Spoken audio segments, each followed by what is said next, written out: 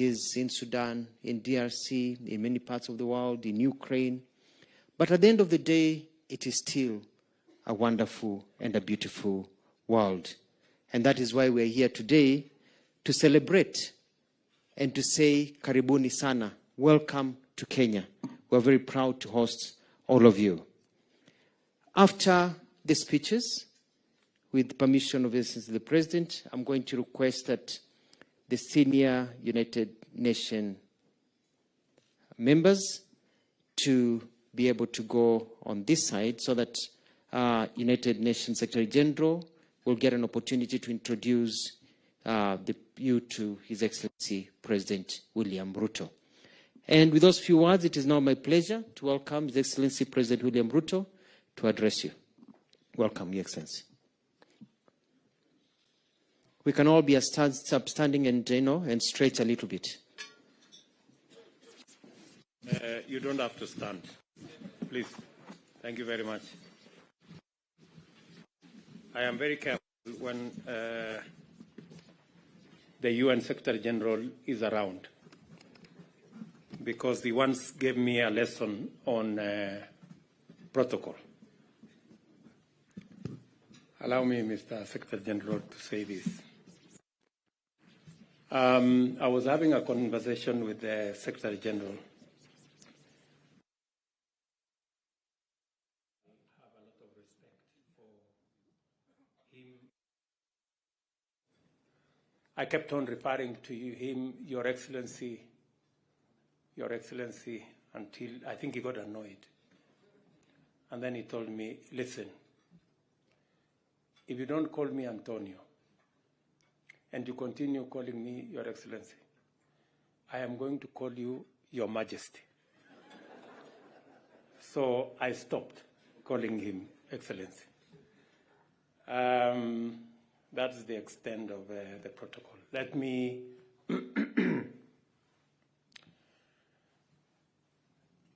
Mr. Secretary General of the United Nations, António Guterres, the United Nations Deputy Secretary General, my dear sister, Amina Mohammed, Chief Executives of United Nations agencies, funds, programs, and related organizations, Excellencies, ladies and gentlemen, good evening and welcome to Nairobi. I will volunteer 2 pieces of information for those of you who are in Nairobi for the first time. Number one is that your coming to Kenya, aside from being your home, because we have a UN agency here, and I dare say the largest UN agency anywhere in the globe. Kenya also hosts, somewhere 300 kilometers from Nairobi, that's where scientists, and I am one of them, discovered the earliest remains of man. It means that all of us, wherever you come from, whether you come from Europe or America, or like Antonio here, one day sometime we all began from here. So it is correct for me to tell you, welcome home.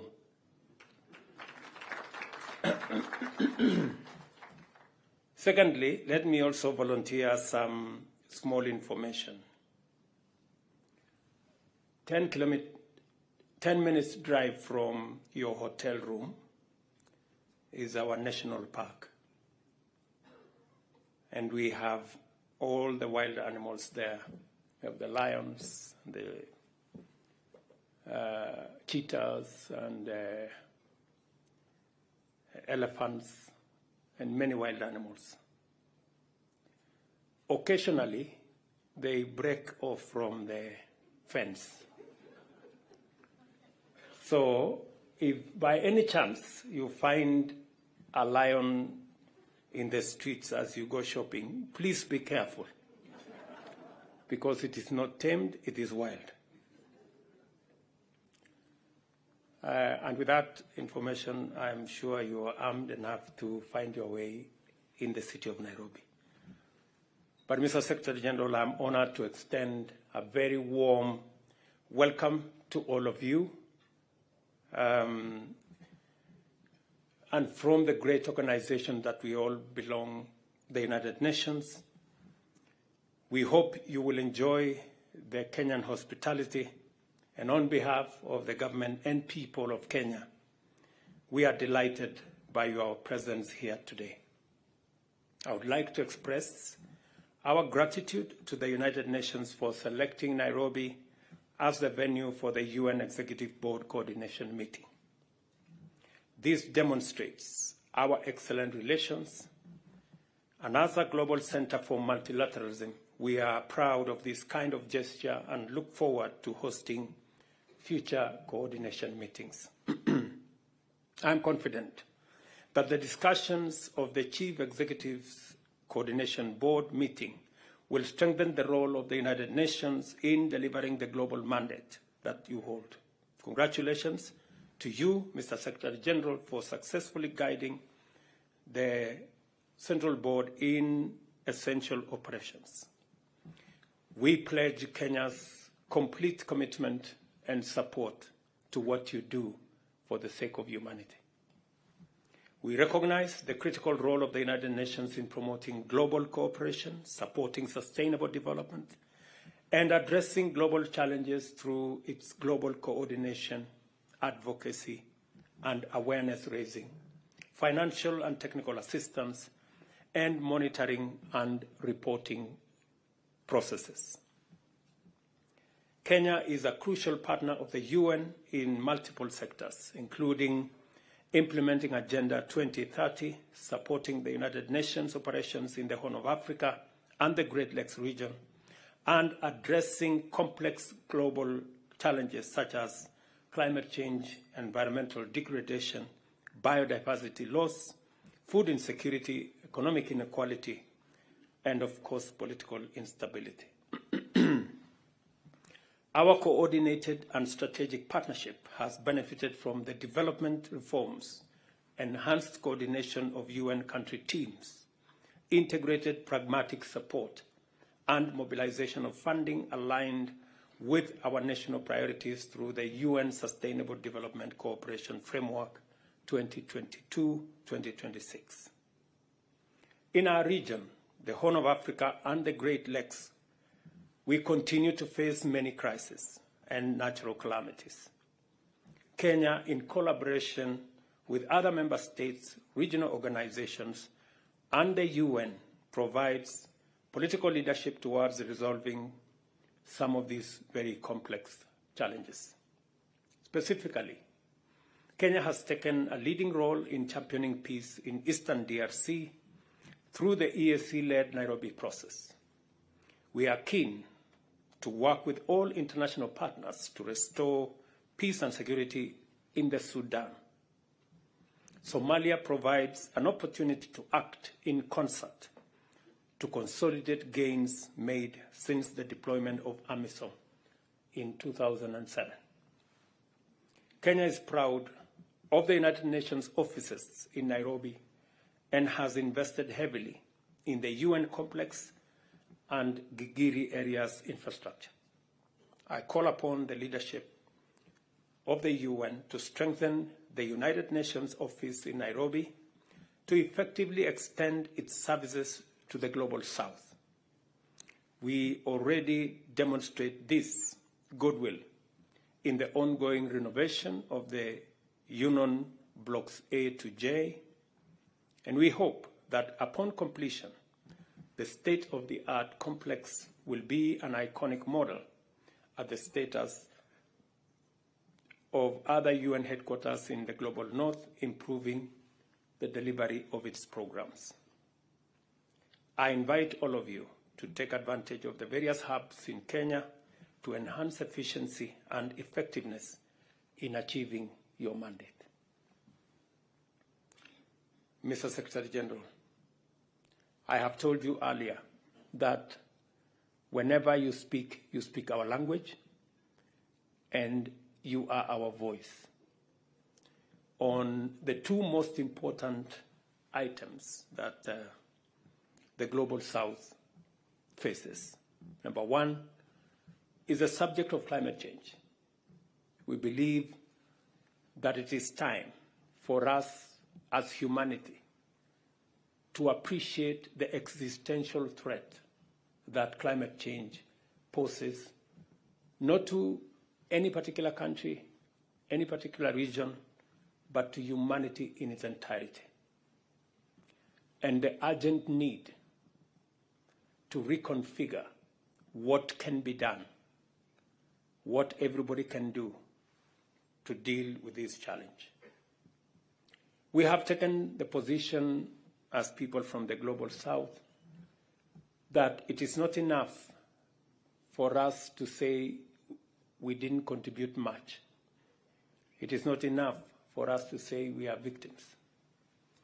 We must proactively begin to offer what we consider our contribution in solving this problem, however it was created, by whomever it was created. I think it is now our collective responsibility to find the solution. And Mr. Secretary General,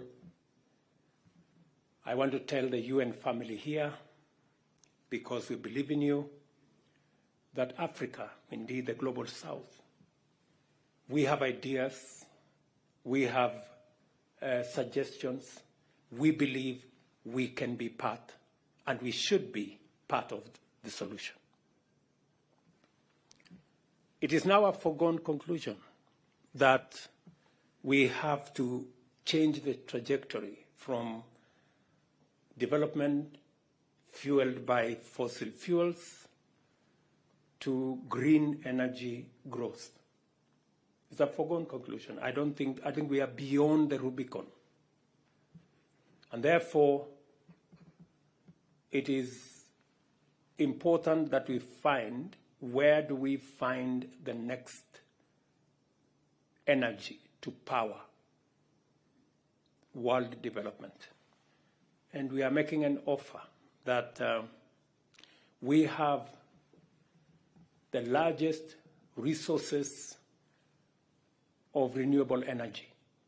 Kenya's grid is 92% renewable. That's just an example. We have huge resources in hydro, solar, wind, geothermal, and we are prepared and ready to make these resources available to solve this existential threat of climate change. All we are asking is that while we offer these resources, others should come with finances and technology so that we meet halfway and we get a win-win outcome. I think that is the proposition that we will be consolidating as leaders from the Global South and in our continent of Africa as we come to the UN General Assembly and as we go to the COP28. One final thing, Mr. Secretary General, and I know speaking to you on this matter is preaching to the choir, is the issue of reform of the international financial architecture. I think it is important for us to have an international financial architecture that is fair.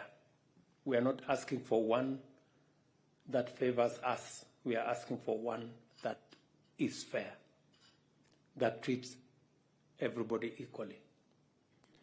And we need to have a conversation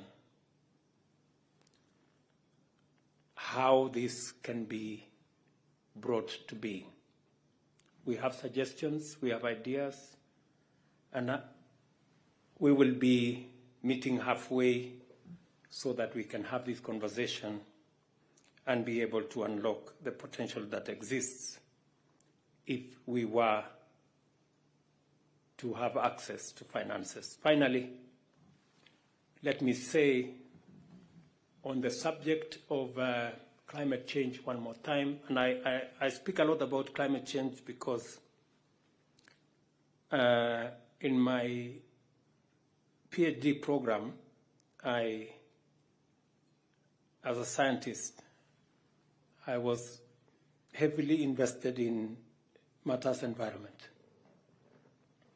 That we need, it is not enough for us to continue to have a conversation, sorry,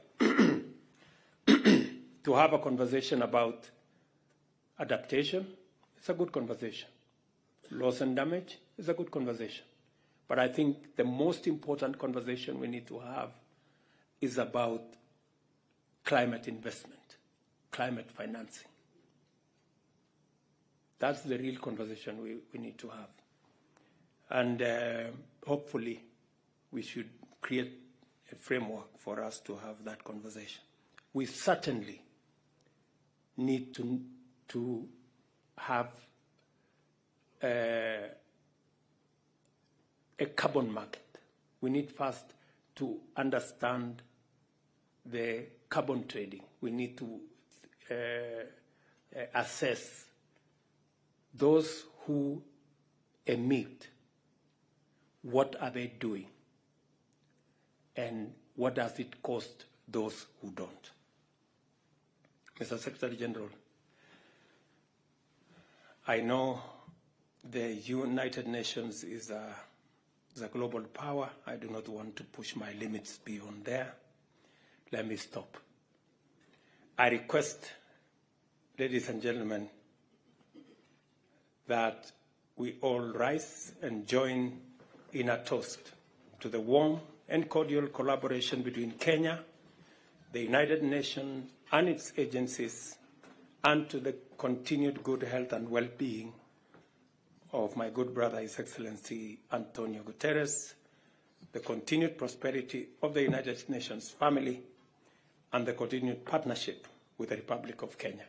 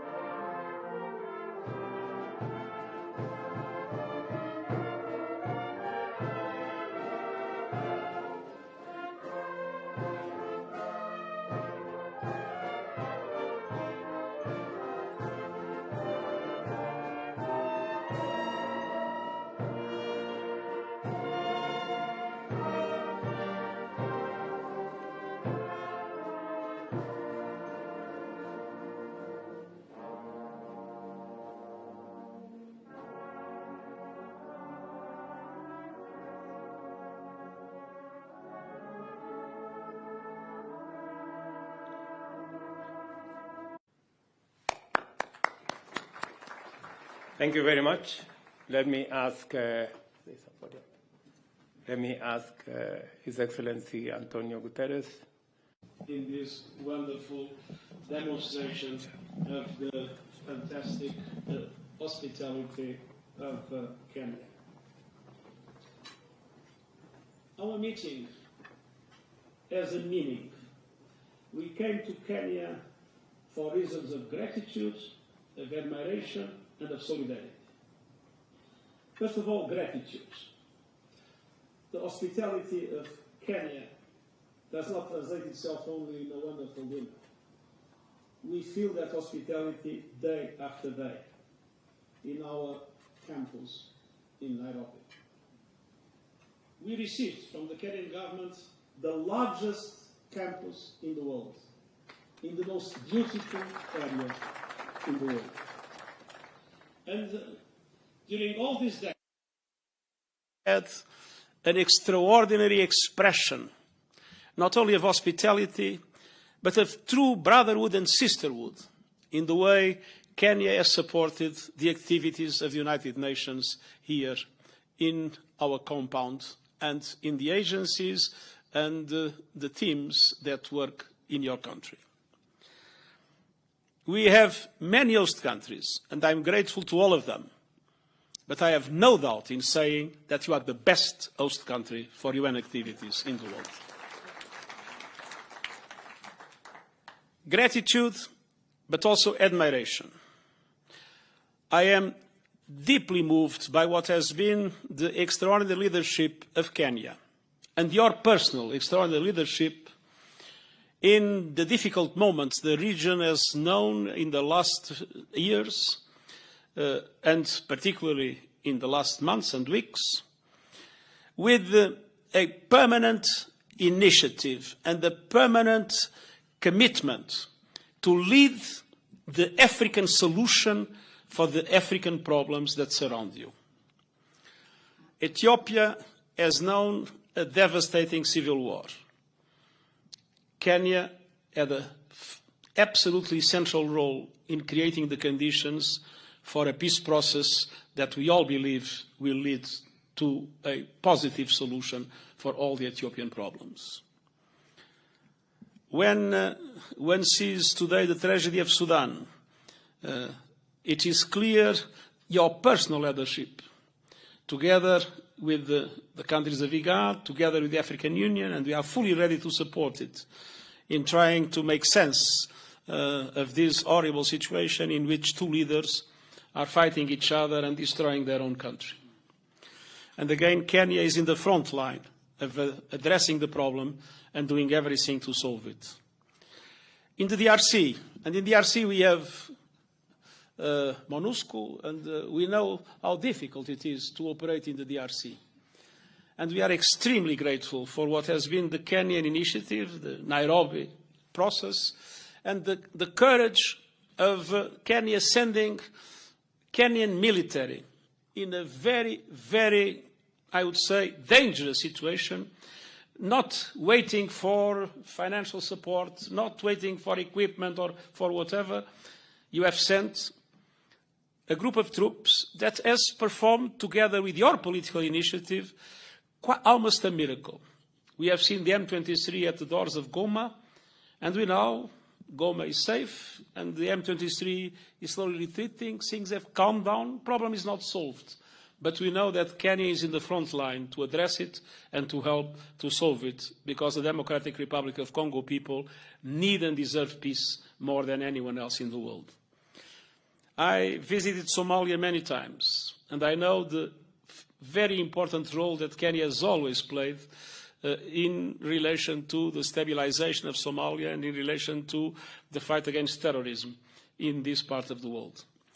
And I could go on and on with South Sudan, with your active diplomacy with Eritrea, probably one of the most complex diplomatic efforts ever made by an African head of state. Indeed, I have to say that what Kenya is doing and what you are doing is a remarkable example of how we are able in the world to solve problems, to bring peace, and to address the dramatic conflicts that we all face and are having such negative consequences in relation to the stability and the economy of the whole world. Gratitude, admiration, but also solidarity. Solidarity because we live in a world in which we face dramatic inequalities, and inequalities that have been rising. Inequalities among different people, but inequalities among different countries. Looking at the last few years, I was, many decades ago, Prime Minister of Portugal. And I imagine what it is to be Prime Minister of Portugal and what it is to be President of Kenya at the present moment. The COVID came. Portugal had a very easy access to vaccines and managed to fully vaccinate its population in a record time. African countries had an enormous difficulty to have access to vaccines, And even when African countries gathered the money needed to buy them, they were not available in the market. Then we had to recover from COVID. And the Prime Minister of Portugal had the support of the European Union, and the European Union printed a lot of money. The United States printed a lot of money, and all developed countries in the world printed a lot of money. I don't think in Kenya there was a possibility to print a lot of money without completely ruining your currency. And when, in the developed world, so much money was printed, that was one of the causes, not the most important one, but one of the causes of the progressive rise in inflation that, after the invasion of the Ukraine, became quite dramatic. And when inflation grows, interest rates grow. And when interest rates grow, a country like Kenya has to pay a heavy price. You couldn't print money, but you are paying the consequences, at least partial consequences, and the money that others probably have printed a little bit too much. Then, my dear friend Kristalina Georgieva, that is very concerned with the problems of the countries and the economies at that moment, was able to convince her board and to print in a different way the special drawing rights. The special drawing rights, thanks to her initiative, and I'd like to praise her courage, pushing for it, but there was one thing she couldn't change, the rules of distribution. So the Prime Minister of Portugal witnessed that the countries of the European Union, of which Portugal is a member, have received $160 billion for a population of a little bit less than 500 million people. Kenya, the President of Kenya, your predecessor at the time, was part of an African continent with more than 3 times, close to 3 times, the population of the European Union, and that received a total of $34 billion. And the least developed countries, that represent about 800 million people, almost double the population of the European Union, $17 billion. And we all know that reallocation has been a very complicated thing to put in place. And then, obviously, even if Portugal has a debt that is higher as a percentage of GDP than the debt of Kenya, it is still possible for Portugal to go to the markets and get credit in its own currency. With interest rates, I don't know the last figures, but probably around 4%, and for some time below 0, and for several years in the recent crisis until the last inflation surge, around 1%. I think Kenya has a different story. You have a lower debt as a percent of GDP than Portugal, but the President of Kenya, when he tries to look into how the markets will respond to their need of financing, is much more difficult to find credit, and will find it at interest rates much higher. I don't know exactly if it is 12, 13, or 15%, but it is much higher. So this is the situation we have in the world. And I compare my own country with your own country. It is clear that my own country benefits from an international financial system and an international financial architecture that is biased, that is dysfunctional, and that is deeply unfair. And so your quest for reform is a perfectly understandable one, and something that we must do everything to achieve.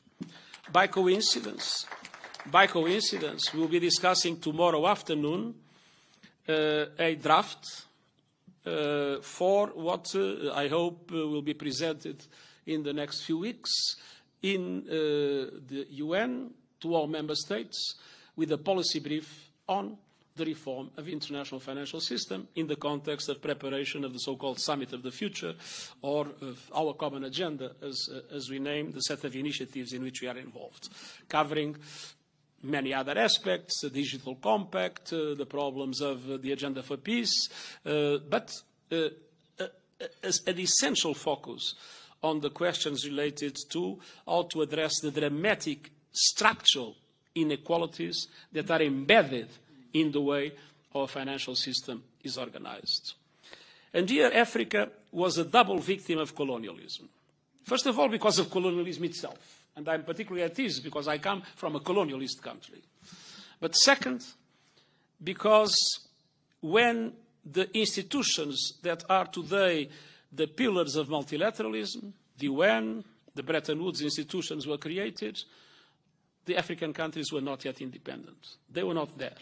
Their voice could not be heard. And so they were not represented, and today they remain dramatically underrepresented. Underrepresented in the UN, where there is still not one single African permanent member of the Security Council, which is something that is profoundly unfair and needs to be corrected, but also clearly underrepresented in the Bretton Woods institutions and other international institutions that were created to manage the global economy. And this, again, is something that a serious effort of reform must be able to correct. And I wanted to tell you that the United Nations is there to represent all nations of the world. But I believe that my role as Secretary General is to assume what is the need to address the dramatic inequalities that exist and to give the Global South the opportunities that the Global South requires in order to be able to catch up as quickly as possible, as it is absolutely essential for a matter of justice in our world. And climate change is the best example of that.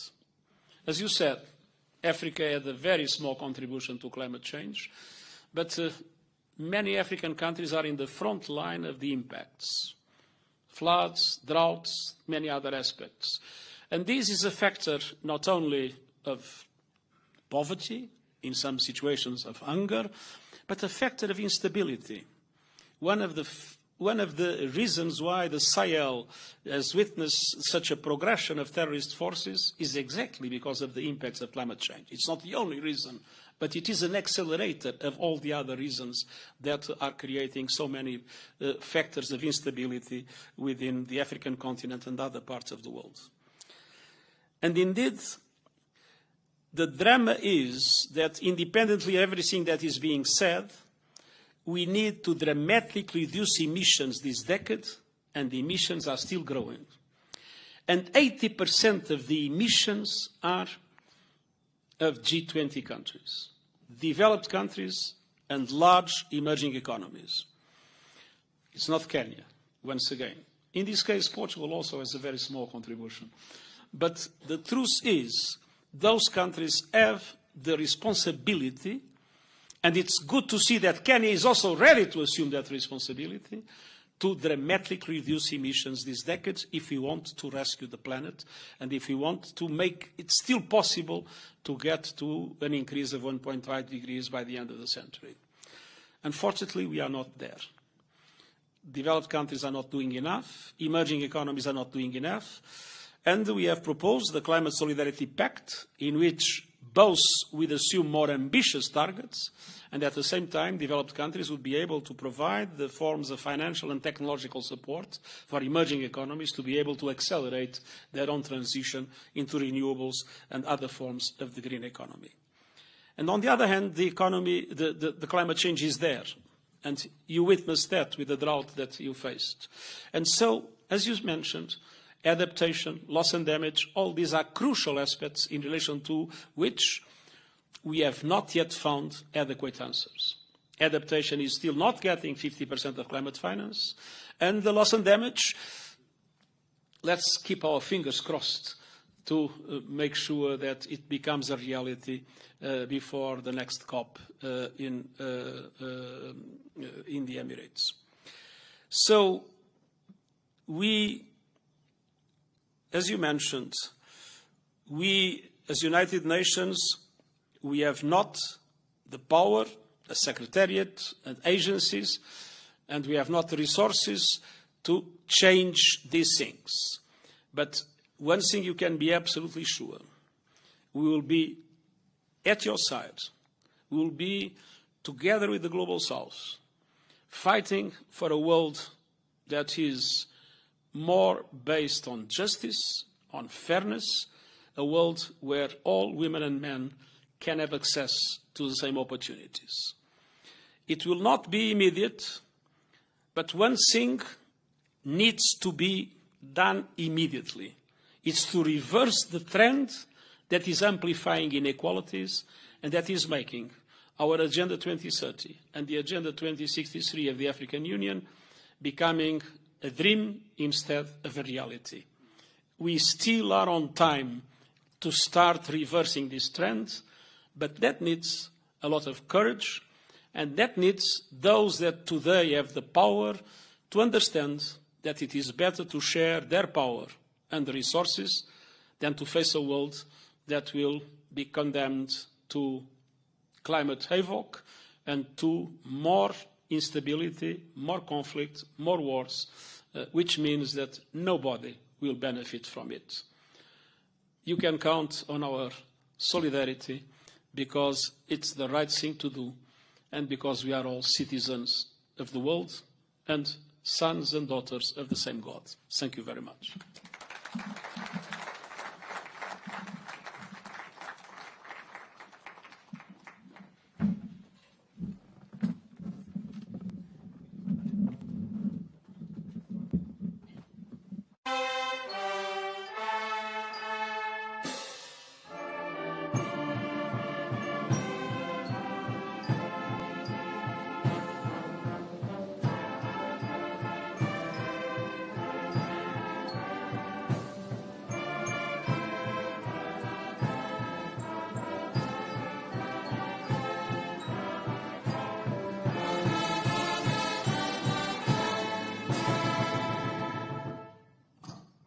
Ladies and gentlemen, with Your Excellencies, we've come to the end of the official program. So at this point, you're welcome to retreat at your own pleasure, but I'll request that you remain